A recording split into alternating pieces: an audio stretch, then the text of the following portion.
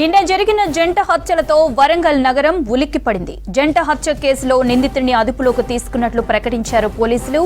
చెన్నారావుపేట మండలం చింతల్ తండాకు చెందిన భార్యాభర్తలైన బానోత్ శ్రీను, సుగుణను నిందితుడు నాగరాజు అత్యంత దారుణంగా నరికి చంపాడు. మహబూబాబాద్ జిల్లా గుండెడుకు చెందిన నిందితుడు నాగరాజు మృతుల కుమార్తెను ప్రేమించి పెళ్లి చేసుకున్నాడు. కొద్ది రోజులు ఇద్దరు కలిసి బానే ఉన్నారు. 2 నెలల క్రితం నాగరాజు యువతి మధ్య గొడవలు మొదలయ్యాయి. ఈ టైంలోనే యువతి పుట్టింటికి తిరిగొచ్చింది. దీంతో బానోతు శ్రీను, సుగుణలపై కోపం పెంచుకున్న నాగరాజు వారిని హత్య చేయాలని నిర్ణయించుకున్నాడని పోలీసులు చెబుతున్నారు.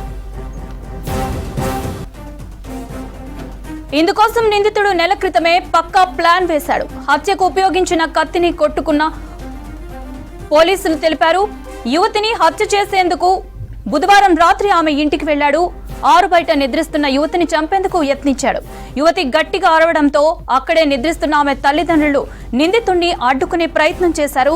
దీంతో ఆగ్రహంతో వారిపై కత్తితో దాడి చేసి విచక్షణ రహితంగా నరికాడని పోలీసులు తెలిపారు. జంట హత్యల కేసు విచారణకు సంబంధించిన అప్డేట్స్ వరంగల్ నుంచి కృష్ణమోహన్ అందిస్తారు. కృష్ణమోహన్, కేసు విచారణ వివరాలేంటి?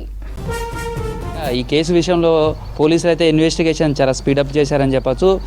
నిన్న సంచలనం కలిగించినటువంటి శ్రీనివాస్, సుగుణ దంపతుల హత్య, ఆ తర్వాత వాళ్ళ పిల్లలపైన కూడా దాడి జరిగినటువంటి కేసు నేపథ్యంలో పోలీసులు అయితే ఇన్వెస్టిగేషన్ స్పీడప్ చేశారు.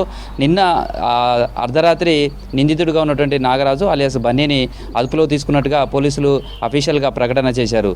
అయితే ఈ హత్యకు సంబంధించి కూడా దీప్తి, మృతుల కూతురు దీప్తి, అదేవిధంగా నిందితుడిగా ఉన్నటువంటి నాగరాజు ఇద్దరు కూడా ప్రేమించుకున్నారు. ఆ తర్వాత కొన్ని నెలల క్రితం వాళ్ళ ప్రేమ వివాహం చేసుకున్నారు. ఆ తర్వాత హైదరాబాద్లో వాళ్ళు కొన్ని రోజులు కలిసి ఉన్నారు. అయితే భార్యాభర్తల మధ్య గొడవలు రావడం, ఆ తర్వాత పోలీస్ స్టేషన్ వరకు కూడా ఈ కేసు వెళ్ళింది. ఆ తర్వాత తల్లిదండ్రులకు కౌన్సిలింగ్ ఇచ్చారు తల్లిదండ్రులు. తర్వాత 2 కుటుంబాల మధ్య కూడా ఒక సయోధ్య కుదిర్చారు. ఇటు సుబేదార్ పోలీస్ స్టేషన్లో కూడా అమ్మాయి మిస్సింగ్ అని కేసు ఇవ్వడం, ఆ తర్వాత వాళ్ళిద్దరూ రావడం, తాము ఇష్టపూర్వకంగానే వివాహం చేసుకున్నామనేది చెప్పారు. అక్కడి నుంచి చెన్నారావుపేట పోలీస్ స్టేషన్ కూడా ఈ కేసు వెళ్ళింది. ఆ తర్వాత అక్కడ కూడా ఫిర్యాదు చేసుకున్నారు. దీనిపైన ఇరు వర్గాలకు సంబంధించిన కుటుంబాలు కూడా ఒక సయోధ్య కుదుర్చుకున్నాయి. ఆ తర్వాత ఇటు నాగరాజు కావచ్చు, అటు దీప్తి కుటుంబాలకు సంబంధించి కూడా ఎలాంటి కమ్యూనికేషన్ వ్యవస్థ లేకుండా ఉండే. దీంతో తన భార్యను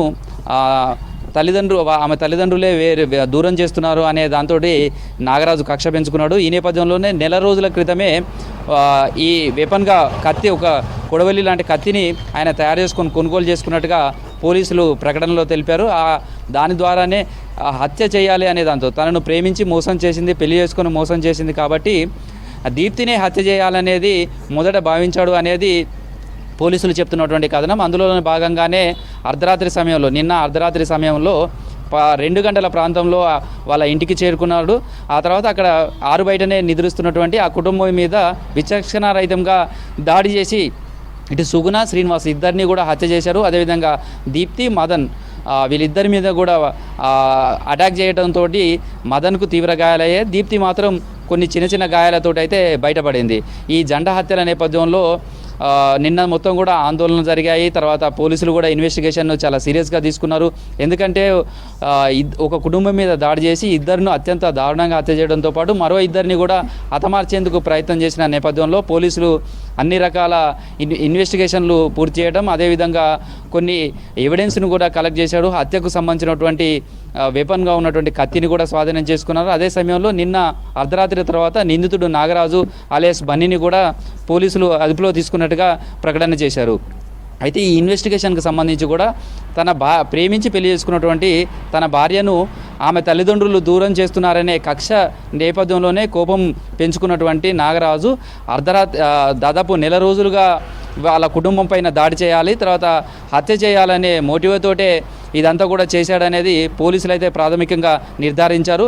అందులో భాగంగానే దాదాపుగా నెల రోజుల నుంచి ఈ హత్యకు సంబంధించినటువంటి ప్రణాళికను రూపొందించినట్టుగా చెప్తున్నారు. అందులో భాగంగానే హైదరాబాద్ నుంచి కొద్ది రోజుల క్రితమే మళ్ళీ మహబూబాద్లో ఉన్నటువంటి గుండెంగ గ్రామానికి చేరుకున్నాడు. అక్కడనే కొద్ది రోజులుగా ఉంటూ వీళ్ళ కుటుంబం సంబంధించినటువంటి ఏ విధమైనటువంటి వాళ్ళ మీద రెక్కి కూడా నిర్వహించినట్టుగా పోలీసులు చెప్తున్నారు. కొద్ది రోజులుగా వాళ్ళు ఆరు బయటనే పడుకుంటున్న నేపథ్యంలో అర్ధరాత్రి 2 గంటల సమయంలో హత్య చేస్తే వాళ్ళు మంచి నిద్రలో ఉంటారు. ఆ సమయంలో ప్రతిఘటించే అవకాశం కూడా ఉండదు అనే దాంతో ఈ హత్యకు పథకం రూపొందించినట్టుగా పోలీసులు చెప్తున్నారు. అందులో భాగంగానే మద్యం సేవించినట్టుగా కూడా పోలీసులు గుర్తించినట్టుగా తెలుస్తుంది. నిన్న నిందితుడిని అదుపులో తీసుకున్న తర్వాత అతనికి వైద్య పరీక్షలు కూడా నిర్వహించినట్టుగా చెప్తున్నారు. ప్రస్తుతం అయితే పోలీసులు అదుపులో ఉన్నటువంటి నాగరాజుకు సంబంధించినటువంటి నుంచి వివరాలన్నీ కూడా సేకరిస్తున్నారు. సేమ్ టైంలో నాగరాజుకు మరెవరైనా సహకరించారా అనే